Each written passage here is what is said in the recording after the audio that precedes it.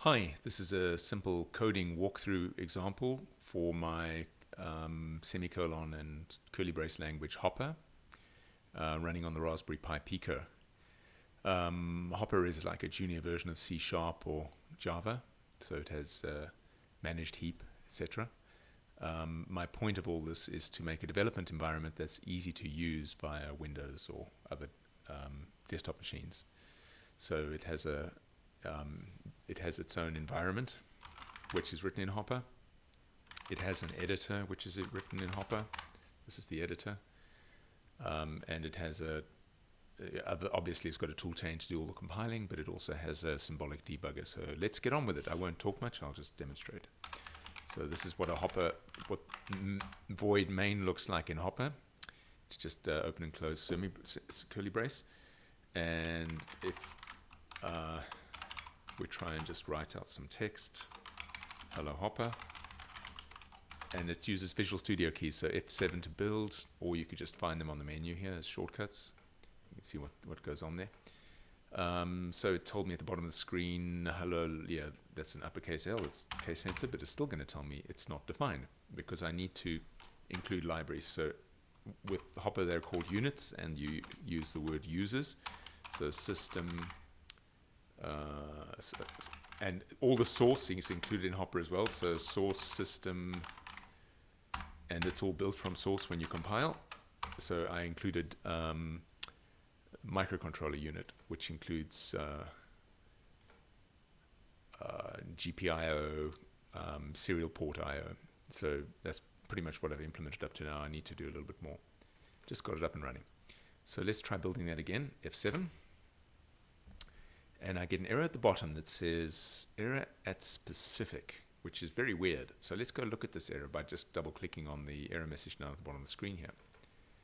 And let me hide away Tigger for a second. So it's taken me to this line over here, which has got a deliberate syntax error because it wanted me to know.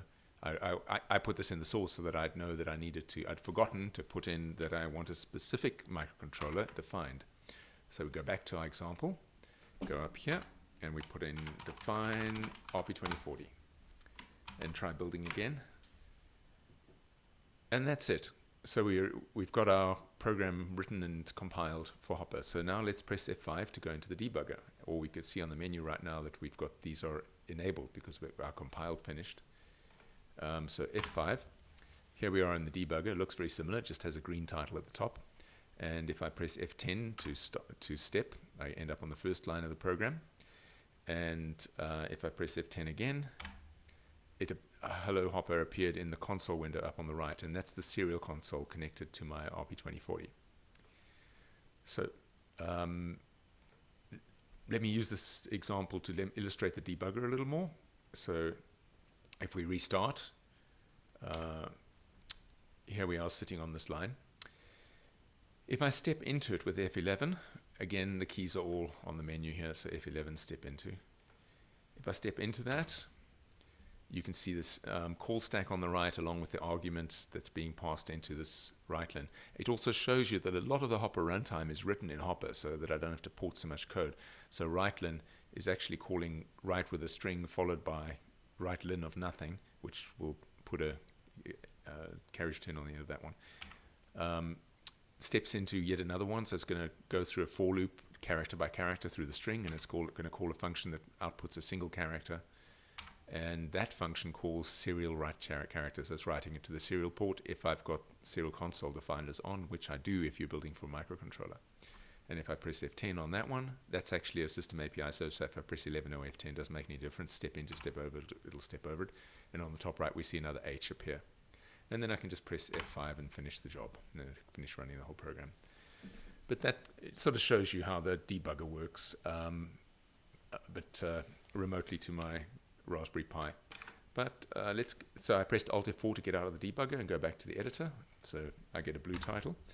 And let me make it more obvious that we actually are using the Raspberry Pi. So we can put a little for loop in here. Equals 0, I less than 10, I plus plus. That's how a regular for loop, like you'd expect in a curly brace language. and then we'll turn the built-in LED on, and then we'll delay, because this is what you do on microcontrollers, delay half a second and turn the LED off and delay another half a second. Let's build that with F7, and at the bottom of the screen we can see that it's successfully built. And if I press F5 to go to my debugger, bottom of the screen it says successfully uploaded hello hexy, and that hex is an Intel hex format to transfer across the serial ports your program onto the microcontroller.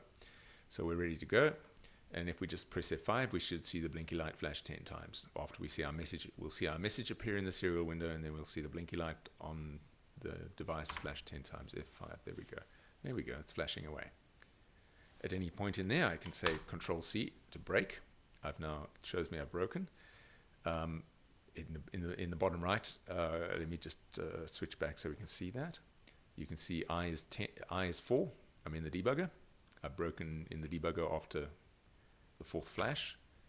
So now I can go back here and I can press F10, and it's now incremented to 5. Light delay, light off, delay. Background to the loop, it's incremented to 6. So, and you know, again, like I showed before, you can step into the guts of the runtime library is largely written in Hopper, so that's stepping into the LED equals true. So that's a property like in C# or Java. So a property setter or getter, that's how it's implemented in C# or Java. Anyway, I think that's enough for one demo. Thank you for watching.